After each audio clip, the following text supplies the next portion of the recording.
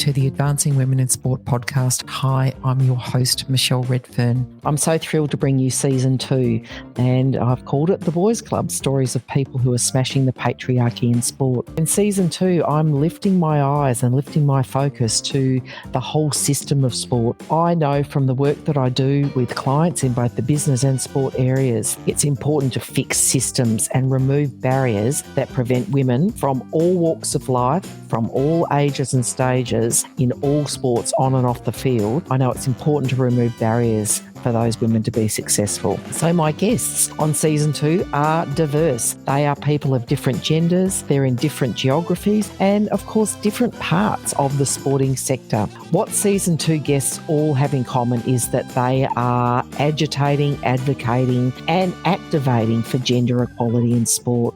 I hope you enjoy the episode. The Advancing Women in Sport podcast is created on the lands of the Wurundjeri people of the Kulin Nation. I pay my respects to elders past and present. I also celebrate the massive contribution that Aboriginal and Torres Strait Island peoples have made to sport, and I acknowledge their contribution across the world. Welcome back, everyone, to the Advancing Women in Sport podcast. Amazing season 2, talking to people who are really challenging the boys club and smashing the patriarchy in sport. And today I'm thrilled to be talking to, the president of Women's Sport Australia, Jen Dohrmann.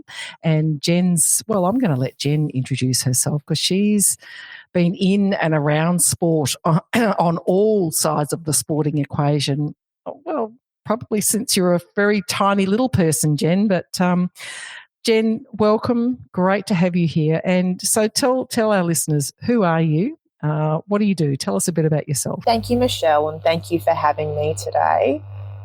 I think, I have really been in and around sports since I was quite young. I grew up with a sports mad mum and dad. They actually had a pre-birth AFL supporting agreement around who supported which footy teams. So girls go for Hawthorn Football Club, boys go for Richmond Football Club. So I obviously was with my mum. I was a big Hawks supporter, and that shaped a lot of my younger life, going to Waverley Park and enjoying the football. And I also played netball, as most young girls did, and did a bit of dancing. So I've always been sort of sporty and athletic in that sort of sense. And I think for me, a big catalyst was I did my year 10 work experience at Hawthorn Football Club because I was such a big Hawks fan, and experience working in the communications department there, which was extremely formative. I loved it, and it shaped me to study communications at my university degree at RMIT University. And from there, I was just determined to get a job working in sport. So it didn't come straight off the bat for me. I didn't walk into a job. I had to build up my experience and get quite a bit of interning and voluntary work under my belt before landing my first full-time job, I think about 18 months after I finished studying, I reckon. And that was with Netball Australia as a digital communications manager. So just all the newfangled Facebook, Twitter, Instagram at the time, which was really in my digital communications wheelhouse of tools. And from there, I really enjoyed my time with Netball Australia for almost 2 years. Then I've sort of jumped around into a few different sports, took on a social media strategist role with racing.com, so a digital team within Racing Victoria. Then from there, I did a year as marketing and communications associate for the Melbourne Rebels Rugby Union Club. And after that, I was looking to sort of push into a bit more of a management role and started with Gymnastics Victoria. So I was marketing and communications manager, started there in November of 2017, and 5 years later, I was really able to grow my skill set and was sitting as the general manager of marketing and industry development. And I really loved that career progression that I was able to do at gymnastics. And I then landed my role that I am currently in as CEO of Table Tennis Victoria. So decided it was time for me to take the mantle and lead the way as a CEO, and that is where I have ended up. But as you mentioned, I also have been involved with Women's Sport Australia. So through my time at Gymnastics Victoria, I was encouraged to do a Women's Sport Australia mentoring program. So came along as a participant to that program, undertook the facilitated session by Carol, Brian and Margot Foster was also part of the session, and really interesting session, really loved it, was quite sort of vocal about just sort of speaking up about my experiences. And from that initial mentoring session, I became in touch with Carol Fox, and she said, you know, Jen, there's actually a vacancy on our board at the moment, and I think someone like you would be excellent to fill that role. And honestly, the first thing I thought was, me? Like, don't older people go on boards? Isn't that, I thought maybe I'd go on a board in maybe 20 years, not as a 28-year-old, but I was like, well, why not? Sounds like a great experience, and that there's plenty that I'd be able to do. So stepped onto that board, and yeah, just got thrown in the deep end of what it's like to be on a board, and we are a voluntary board, so everyone pitches in and works. And from that experience, I then was able to take the mantle of deputy chair in sort of 2019, 2020. And when Carol retired from the board, I stepped into the role of president. So that was in 2020 at the AGM in October. And yeah, now I'm still sitting here as WSA president, and it's been a great journey, and I really love and treasure that position that I'm able to hold right now. What a great career so far, and a couple of things I want to call out. Number one, the value of sponsors. I do bang on a lot about the value of investing time in building your strategic networks and of strategic mentoring that leads to sponsorship. And I certainly know that Carol Fox is who you refer to, is very good at spotting talent and sponsoring that talent into the right roles for the right time. But I think the other thing I want to pick up on is in my other podcast, for the leadership podcast I do, Lead to Soar, I've just recently interviewed Helja Svensson, who is a board and governance expert, and we talked about, when are you ready to go on a board? She said, don't wait for 20 years, or don't wait until your career's, that first part of your career is over. Do it now. So what a great example of doing that. And now you've ascended to the presidency. Let's talk a little bit about Women's Sport Australia, because it's an advocacy group and really fits in. We spend a bit of time together from time to time, and got a lot of mutual contacts. So tell us about, I guess, the mandate for Women's Sport Australia, Jen. Yeah, well, I think it has been a really interesting time. In my 5 years on the Women's Sport Australia board, I would say that I think we've had to sort of shift exactly where we sat in the market and where our focus is. So Women's Sport Australia, sort of prior to me joining the board, had just gone through quite a big transformation from being the organisation AWRA, AWRA, Australian Women's Sport and Recreation Association, to actually take the rebrand of Women's Sport Australia, WSA. So Carol, the former president, as we've said, was leading that rebrand and just getting the governance of the organisation right, so that we were getting the right people, the right skills mix, the right gender balance. We had the opposite of most boards' problems, that we were a board full of women and we wanted to bring on men. So we sort of went through that challenge. But I think really when I joined the board, it was sort of, we were very active on sort of social media, and your director responsibility was to operate the social media channels one day of the week and make sure that you were posting all the latest information about women's sport, and really just thinking about how we could sort of communicate around women's sport, but not really producing too much ourselves. So that was an interesting place to be in. And I think we all sort of sat through our strategy days and were like, well, what do we want to stand for here? Like, if we really want to make a difference, what is the role that we're playing? And I think We saw the rise of state governments having their own specific focuses around women in sport. So the Office for Women in Sport in Victoria, the Office of Sport in New South Wales. So we knew that this was becoming quite an active space for people to really look at. So we really had to sort of look internally and say, well, what is it that we're going to do? What is it that we're going to stand for? And what is our value proposition as Women's Sport Australia? And I think it's really become about us being that independent peak body that can bring people together, and that's a real role that I've wanted to embrace as president, and get the rest of the board to really think about it as we can really take on a leadership role to bring different voices together and share information. Because I think when I first started on the board, it was sort of like, oh, well, what do you think of the Office for Women in Sport? Like, aren't they doing the same thing that you're doing? And I was like, yeah, and it's great. We love them. As many people as we can get on board to champion equity for women and girls in sport.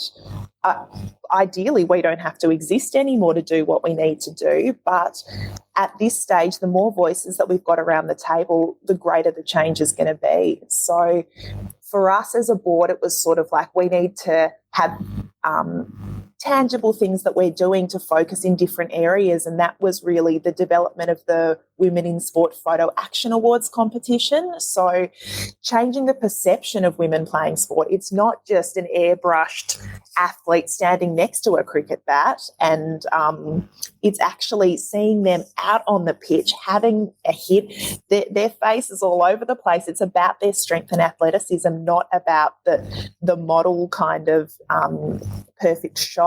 So that has been something was championed by our Life Member Board Director, Louise Evans, and that is something that we've carried on the legacy of that competition, because it is just so important that we're highlighting these strong athletic photos of women playing sport. And similar to that, it's just sort of the amplification of our mentoring program. How can we make that more accessible to women in sport? There are lots and lots of different trainings available for senior executives in sport, but we were really wanting to focus on those coordinators, officers, new managers, which was just like me when I was in Gymnastics Victoria starting as a manager, to get them up to those next levels. So I think it was really about looking at the value of what we could provide and how we could move that forwards. So it's been a really great journey. I think another thing that we did was we looked at our membership, and we were sort of had a paid $50 membership, which we really couldn't articulate the value of well enough. So it was like, let's just get rid of it. Like, let's just have we're constitutionally bound to have members. So we've still got an honorary membership that people can become a member of WSA, but there's no cost attached to it. Instead, where can we make a greater impact? And let's have a gender equity in sport pledge. Let's just have something say, I believe in equal equity for women and girls within sport, and that they should have the same opportunities as men and boys. And let's just get people signing up to that and showing that they support the cause. So it's been a real sort of shift in the way that we do things, but I think there's great momentum, and it's just being clear on the role that we can play of bringing people together and just being part of that conversation. And as someone who has observed that evolution, because I met how I became involved with Women's Sport Australia was through the former president, Carol Fox, who is a terrific advocate for women and sport more generally. And Carol and I happened to bump into each other at a non-sport networking event. She spotted sport in my business name and went, "Hello, I need to talk to you." And, you know, that the rest is kind of history. Given our global audience, I'll probably go into that later. But three things I want to pull out of what you've just said. Sorry, let me go back. So I've seen that evolution, and I've been really pleased to see the positioning becoming stronger and stronger and stronger for Women's Sport Australia, because, you know, I was unclear at the start what the organisation stood for, or what its purpose was, or what that mandate was that I asked you. The first thing I want to pick up on, Jen, is the role that you play to reduce fragmentation. My own experience, and the reason I do this podcast and the reason I started doing research into closing the leadership gender gap in sport, was because I looked around going, wow, there's just a lack of information. Oh, in fact, no, there's not a lack of information. There's bucket loads of information, but it's fragmented. It's hard. So I've invested time and money and effort over the last 5 or 6 years to start pulling together insights for sports administrators to take action. So when you said, our job is to bring people together, is to bring people and ideas and to amplify the importance of women in sport. How are you, what outcomes are you seeing as a result of trying to reduce that fragmentation? Because fragmentation is the enemy of change, isn't it? So what are you seeing? And I guess what are some of the initiatives, and I want to talk about Whisper separately, but what are some of the things that you are seeing the group deliver to reduce that fragmentation and progress change, positive change? Yeah, I think it's a key role, and it is so important that we're bringing people together, I think, just to share ideas and information. I feel quite lucky that here in Victoria we do really lead the way with the Office for Women in Sport, who were established in sort of 2017. And they do such great work, but it only goes to a Victorian audience.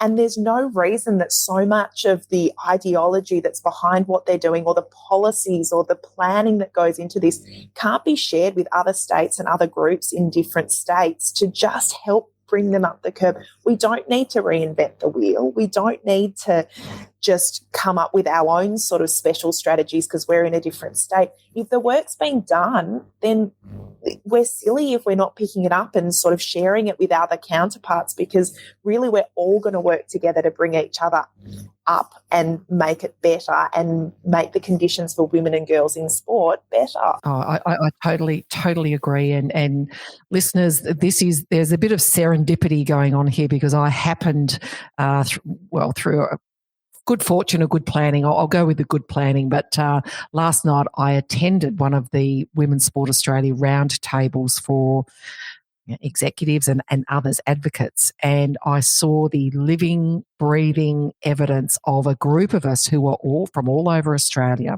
doing all sorts of different jobs, but I saw the collaboration and the sharing of key information coming out of that session, including that great work that we have seen out of the Office of Women's Sport and Recreation start to take root in other areas. And of course, we had people from Sport and Rec Tasmania on the call. So that great work, as you said, you put it perfectly. Let's not reinvent the wheel. Let's share information. And for me, that's the collaboration piece, because there's so much great work that's being done, but it is fragmented because it's on a state by state, or even, some of my clients are in the US, and I was in the US last month talking to them about this great work that Victoria does. And they're going, wow, how do we get hold of that? And I said, easy, I'll send you the reports. But I really appreciate that is, that I saw it in action last night. What else?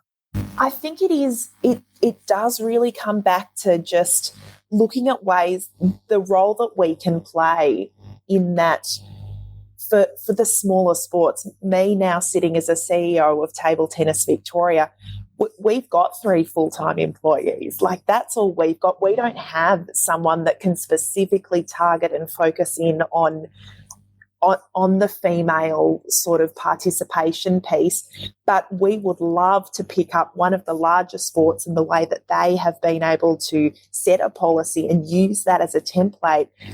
But it's hard to have that sharing sort of coming through. So I think it is a way that, once again, not only are we linking in different groups across sport, but we're also linking in other sports that just don't have the resources of the bigger sports. So I really think we've had a lot of sort of discussion about, like, let's pioneer the round tables sort of and get people in the room discussing and just see if there is that that appetite for collaboration, which we really want to foster, but it's got to be there from all the participants as well. And it's then looking at, like, how can we take that to the next level? Is there some sort of accountability check or something like that we can start to work with sports, that you've got this policy and you've got this mandate around sort of not only your state or national board having women on it, but also how about the committees within your clubs? What are you doing to foster those kind of things? So I really think there's so much ability for us to just play a leading role in bringing people together, sharing ideas, sharing concepts, and just really, really celebrating the wins, really looking at ways that we can tangibly help people that just don't have the resources to be able to do this on a grander scale. And I think that hits the nail on the head for me. So in terms of, for the sports folk, the listeners listening, what's the call to action here? The call to action is how might you not reinvent the wheel?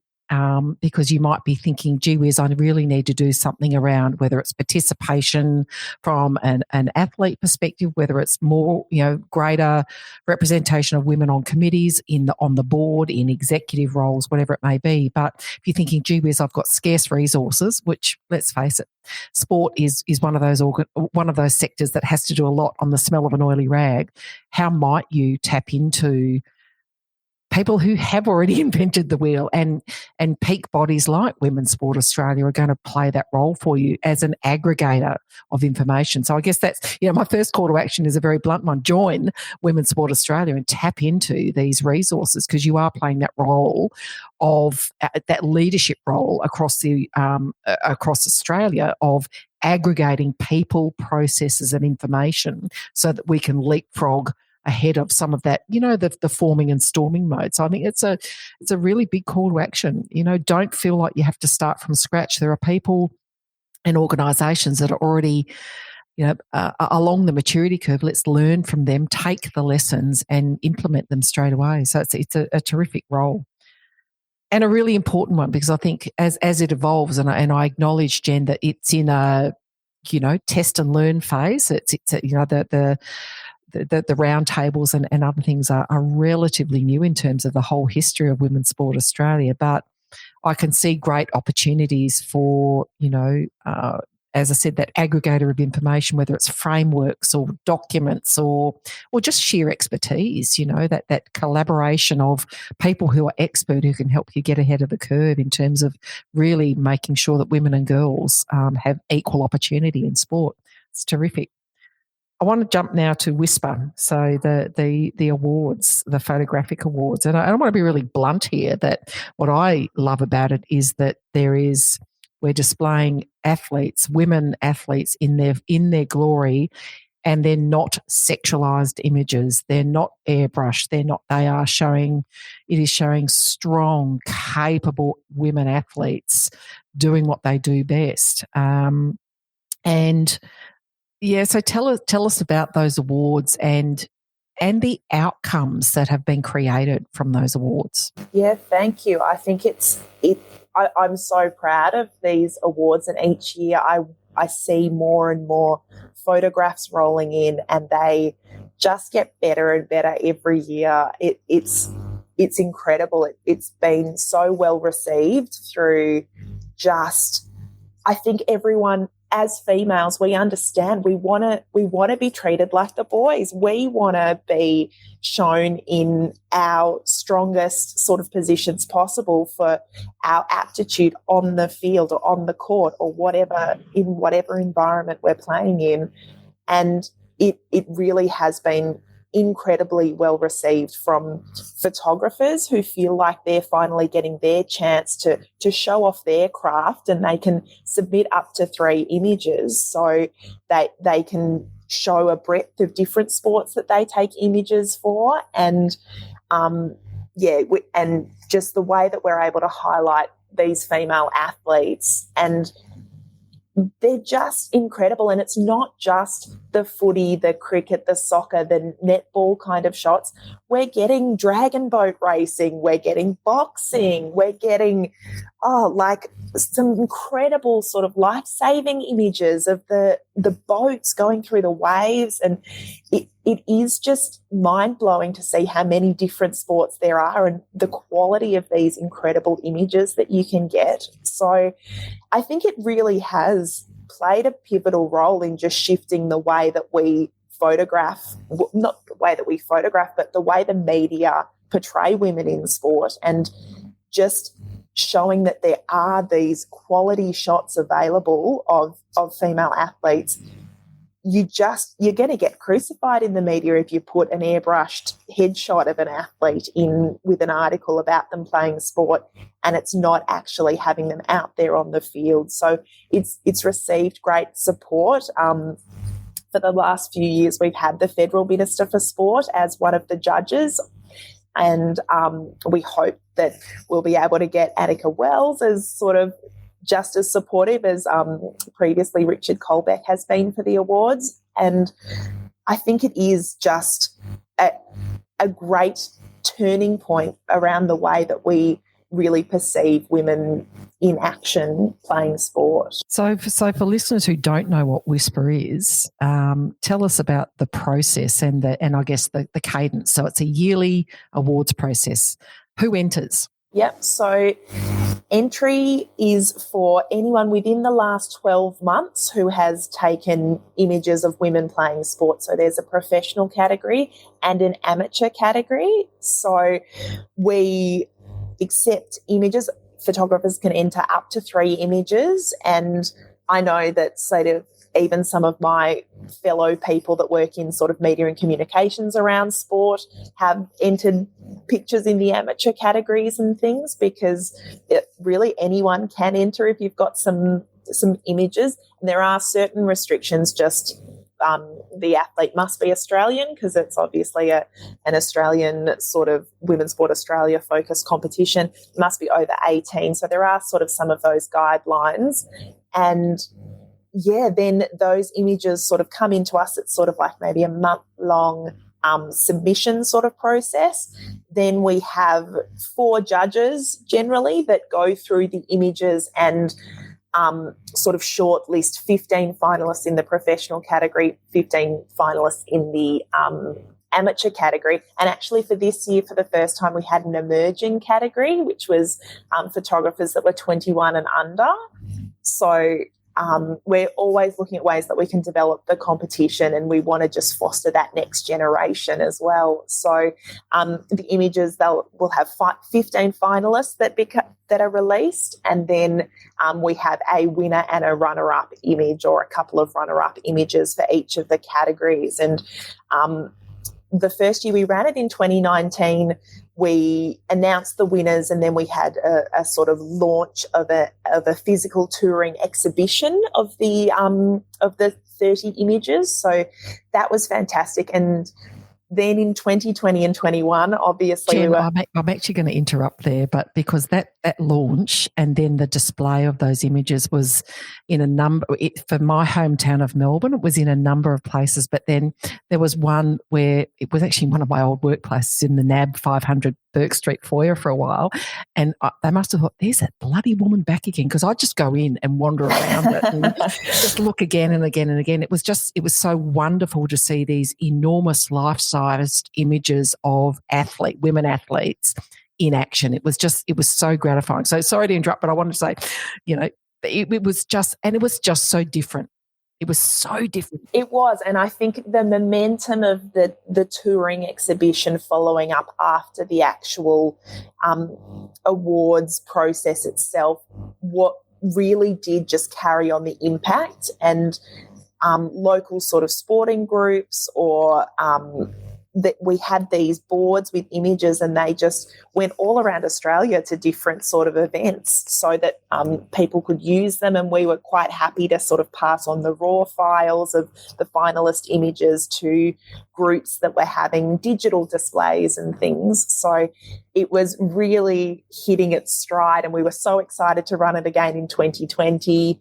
And then COVID happened, and we had a big discussion as a board. Do we run it again in 2020? Is the appetite right to be able to run the competition when everyone's just at home and all sports stopped because of COVID?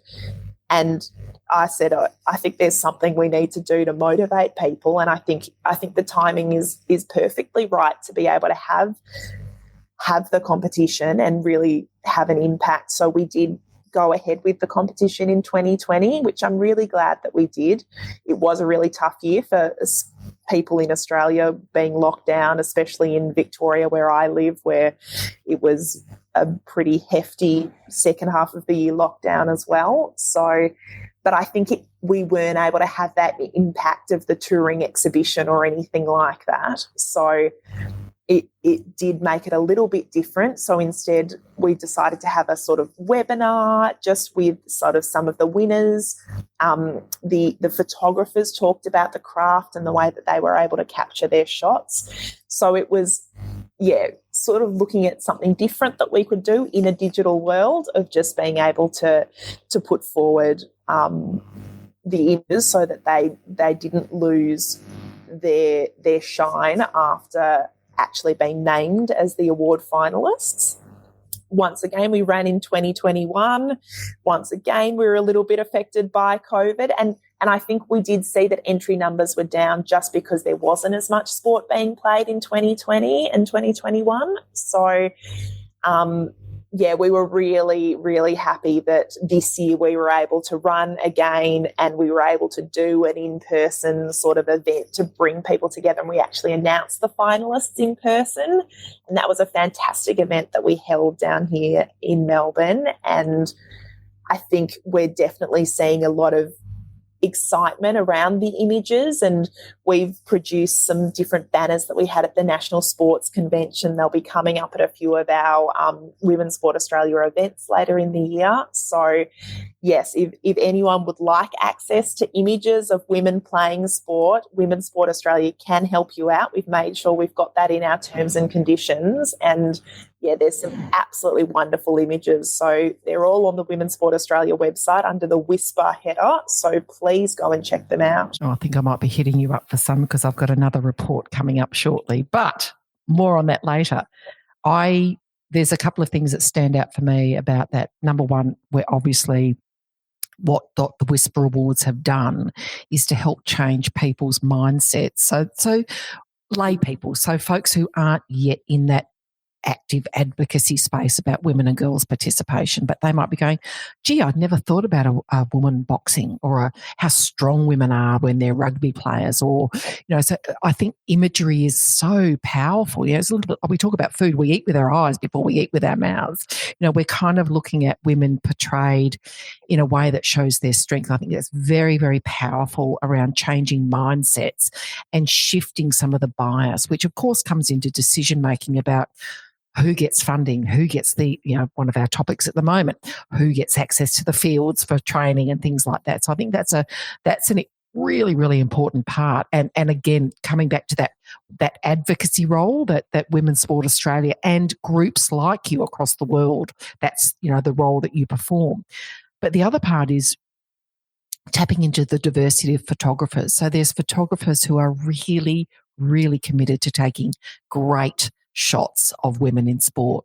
I always, for Australian folks, particularly Australian rules folks, Michael Wilson is one of the most prolific quality photographers of my favourite game, but certainly has created some iconic images, the one of Taylor Harris notably. But there are others beyond Michael. Greatest respect to Michael, and I know he's a Whisper Awards winner, but there are other people who are out there, both in the professional and the amateur category, who have an opportunity to have their work amplified. So have you had feedback or seen anything with regard to the diversity of the photographers that are coming out of the Whisper Awards? Yeah, well, I think I've certainly started to pick up on sort of some of the names of the repeat offenders, I suppose, who have been named as finalists in the Women in Sport Photo Action Awards, and it always makes me happy when I see their name in the byline alongside a publication and it's their image and things like that. We've definitely had some great feedback, especially from sort of the amateur kind of photographers who'd like to make it a more professionalised career for them, that just being able to say to people, oh, I was actually a finalist in the Whisper Awards has made a big difference. It's opened doors for them, which is something that I don't think we really thought about too much as Women's Sport Australia. But to get that feedback and to have this additional benefit is just so lovely. And yeah, it's been so lovely to have such respect shown for the competition from different photographers, and we'll get emails saying, are you doing it again next year? I've already got some images and things like that. So yeah, we've got a great database of photographers now that we can sort of let them know when the competition is opening. And yeah, I think it really has become something that has even made photographers think, I really want to capture some more images of women's sport so that I can enter the awards. So there are more opportunities to actually have female sport photographed by some really cracking photographers. And the knock-on effect to that as well is really challenging mainstream media to consider photographers beyond their normal stable of photographers. With the greatest respect to the Michael Wilsons and others like him, there's so much talent out there that you've given the opportunity to be amplified. So mainstream media, you're challenging mindsets, you're challenging the barriers that probably exist, they do exist for people to break in. So I think at a system level, which is where I like to think about, how are we fixing the system that prevents people, particularly women and girls, from advancing in sport on and off the playing field? You've said it was an unintended consequence, but I think this is the beauty of starting this kind of work. You suddenly start to see, wow, here's another knock-on effect from an award that is really challenging all of us to think differently about how we portray women and who captures the images and then who portrays them. So second call to action for listeners, there's a database of photographers that you can go to.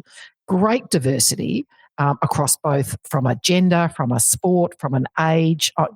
There's great diversity. If you want to think about broadening your network of photographers for your publications, Women's Sport Australia have got that. So that's another really great outcome that you've created as a result of that. So it's fantastic, Jen. Congratulations.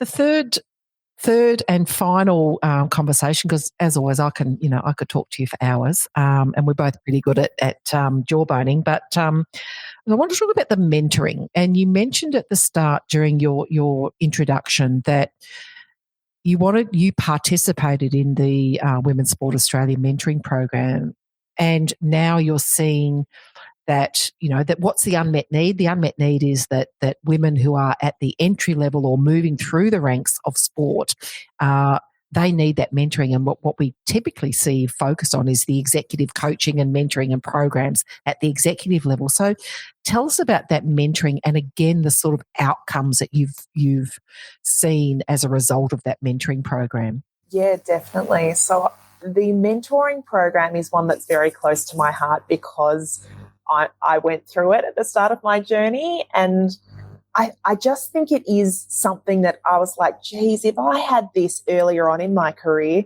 I probably could have smashed through a few of these jobs even quicker and gotten here a bit faster. But anytime you can take on that opportunity to do a little bit of professional development, it's hugely beneficial. And the mentoring program itself, it was around sort of the program is a workshop that you get to do with other women in sport that are sort of that sort of similar level. So you're expanding your network by being in the room with other women who are at that similar stage to you, and you're hearing this fantastic information about sort of communication, the importance of networking, building your sort of career sort of CV, taking on different opportunities, the role of boards and committees, whether that's something you should be looking at, the conversations and the topics that you actually get exposed to are really good, because you always know that you're dealing with a board and you've got a committee that does this and that. But to actually stop and think about, is that a role that I want to play one day? It's sort of glossed over a lot of the time in your day-to-day job, because it's just like, oh, well, my remit of work is that I do this, and then that goes to my manager, which then goes to the CEO, which then goes to the board. So you know they exist. Or I need to work with this club and they've got a committee, so I've got to speak to their committee secretary or their committee president. So it did a great job of just helping identify all of those different roles within the sporting infrastructure.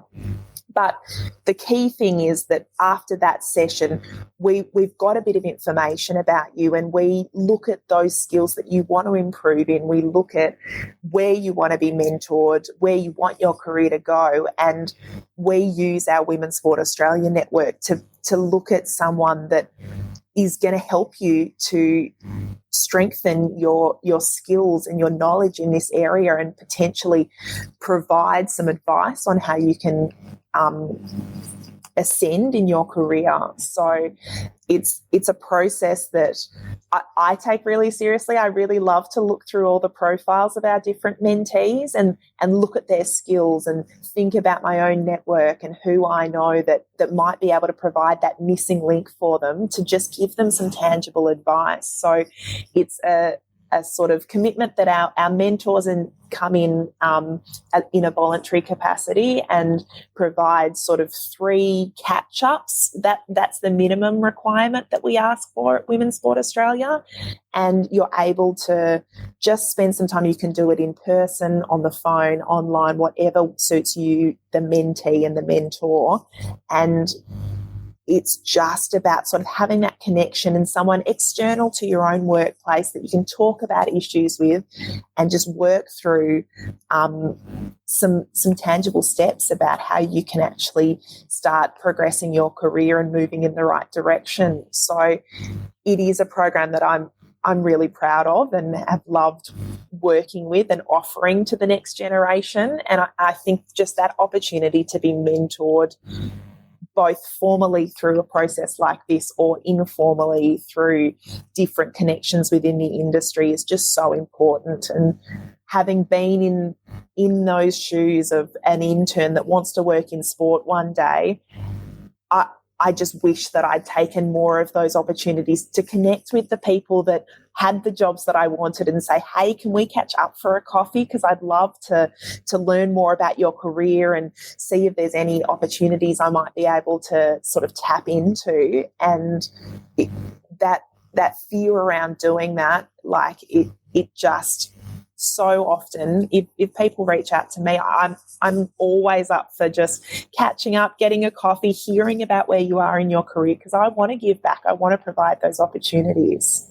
So it is, just something that, find yourself a mentor or reach out to that person that has that dream job that you want, and just see if you can learn from them. Everyone's open to having a coffee bought for them, so do it. So you've hit on, I get very dark on mentoring programs, because I'm fairly vocal about it, because what I see too often is 2 things that happen. One, women are told, go get a mentor, but they're not told why. So I think you need a mentor, Jen, because you want to do a blah, blah, blah, whatever. And then the second thing is formal mentoring programs kind of throw people together and hope like hell it works. So what I've seen from the Women's Sport Australia mentoring program, and you are a recipient and have got tangible outcomes as a result, is that, number one, you set it up at the start to help the women identify their goal. So networking is strategic when it's based on a goal. Mentoring is strategic when it's based on a goal, and you're matched with the right person to close your gap. So you've set that up beautifully. But, I think what I really think is important is what you said is, we want to facilitate the connection, and you're very clear about the matching process, facilitate the connection with emerging women leaders in sport with the person who's got the job that they want, or someone who's going to help them either play to their strengths or close their gaps around their goals. So I think that's such an important thing. And the second thing is you've said what so many of us said, which is, I wish I had this when I was starting out my career, but now I'm going to make sure that no other woman behind me misses out. So I think that's that's a great philosophy to have. And then the third thing is a call to action. Start networking. It is never, ever too early in your career to begin strategic networking. So if you're listening to this call thinking, I'd really like to be president of Women's Sport Australia one day, or CEO of Table Tennis Australia, you need to call Jen or reach out to Jen and say, I heard you. I know who you are. You've got what I want. Can you help me? That's the way to do it. So it's never too early to do that. It sometimes can be too late though. So, take action right now. Jen, so we've covered your lifelong history in sport and your continuing work. We've talked about the role that Women's Sport Australia plays, which is, I was really, really keen to get to some very, very clear outcomes. So you've talked about reducing fragmentation and bringing the sporting industry together to learn from each other, collaborate, and really accelerate the advancement of women and girls in sport. You've talked about the Whisper Awards and how that operates at a really strategic or at a system level to change the way we portray women in sport, the way we portray women athletes, to really show their strength and their capability.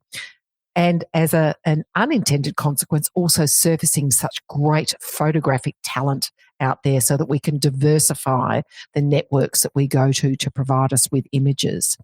And then the third part is really that give back, finding the women in sport to be mentored, to mentor them, I beg your pardon, to give them opportunity and then matching them with strategic mentors to progress their careers. So I love the fact that you've kind of got those three levels, and I know that Women's Sport Australia does so much more. But from your personal, so to close us out, because there'll be all sorts of different people listening to this in sport, as athletes, as administrators, whatever it may be. What are you most hopeful for in the next period of time? I was saying 12 months, but people go, oh, Michelle, that's ridiculous. So what are you most hopeful for about women in sport? And then what's your one call to action for anyone listening? It's a great question. I think a lot of the time I draw on my sort of 8-year-old niece, and she plays Auskick with the boys. She doesn't really know a world that didn't have women's AFL. And for me, it's creating those opportunities so that the next generation just understand that women's sport and men's sport both exist together. There should never be a time where men's sport is more dominant and widely revered than women's sport. And I honestly think we're getting there. It's not happening overnight, but it's been a huge decade for women's sport.